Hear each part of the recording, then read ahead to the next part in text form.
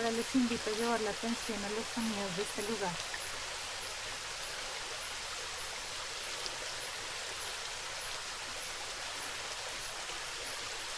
Sonidos cercanos,